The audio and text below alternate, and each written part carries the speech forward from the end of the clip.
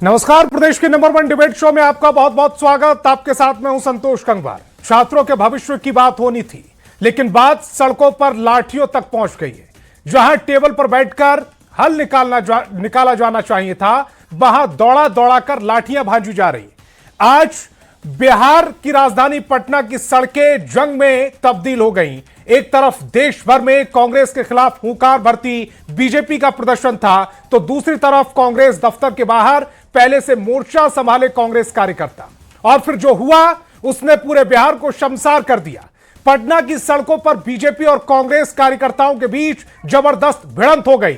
दोनों ओर से जमकर लाठियां चली, कार्यकर्ताओं को दौड़ा दौड़ा कर पीटा गया। इस दौरान मारपीट में बीजेपी के दर्जनों नेता घायल हो गए, जिन्हें अस्पताल में भर्ती कराना पड़ा। और उनका हालचाल जानने खुद बीजेपी के बिहार अध्यक्ष संजय सरावगी पहुंचे। दूसरी तरफ कांग्रेस का भी दावा है कि बीजेपी की ओर से किए गए हमले में उनके भी 11 कार्यकर्ता घायल हुए। मामला इतने भर पर शांत नहीं हुआ। बीजेपी के भागलपुर विधायक रोहित पांडे के काफिले पर हमला हुआ। बिहार सरकार के मंत्री रामकृपाल यादव की गाड़ी में तोड़फोड़ की गई। और अभी आप सुन रहे थे छपरा के पूर्व एमएलसी सुशांत सिंह, जिनके काफिले पर हमला हुआ है। बीजेपी का आरोप है कि हमले कांग्रेस के कहने पर हो रहे हैं, और कांग्रेस का दावा है कि हमला के पीछे छात्र नहीं है, बल्कि हमले के पीछे किसी और का हाथ है, और वो हाथ कांग्रेस का है। ऐसे में सवाल है कि छात्रों और युवाओं के हक की लड़ाई क्या अब राजनीतिक रंजिश और खूनी झड़प में बदल गई है? एक तरफ पटना की सड़कों पर लाठियां चटक रही हैं, तो दूसरी तरफ दिल्ली की सियासत का पारा भी सातवें आसमान पर पहुंच गया। राहुल गांधी का सियासी जंतर मंतर लगातार जारी है।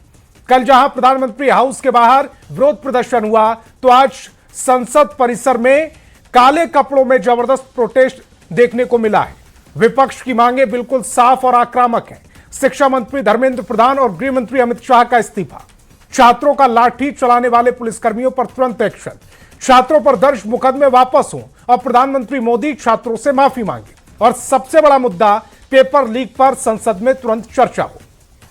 दूसरी तरफ सरकार का रुख देखिए। संसदीय कार्य मंत्री किरेन रिजिजू कह रहे हैं कि हम पेपर लीक पर चर्चा के लिए पूरी तरह तैयार हैं।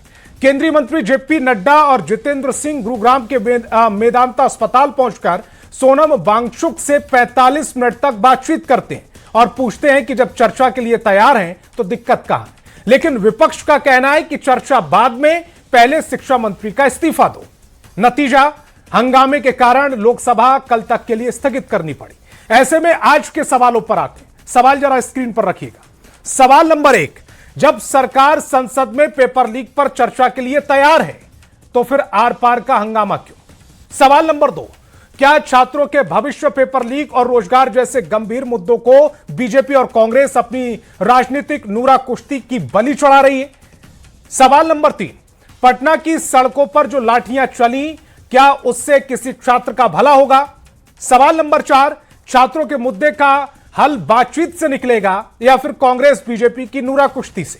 सवाल नंबर 5, छात्रों के मुद्दे पर बीजेपी वर्सेस कांग्रेस क्यों हो रहा है? इससे छात्रों को क्या और कैसे भला? आज बहस इन्हीं सवालों पर। सबसे पहले दिखाते हैं एक रिपोर्ट।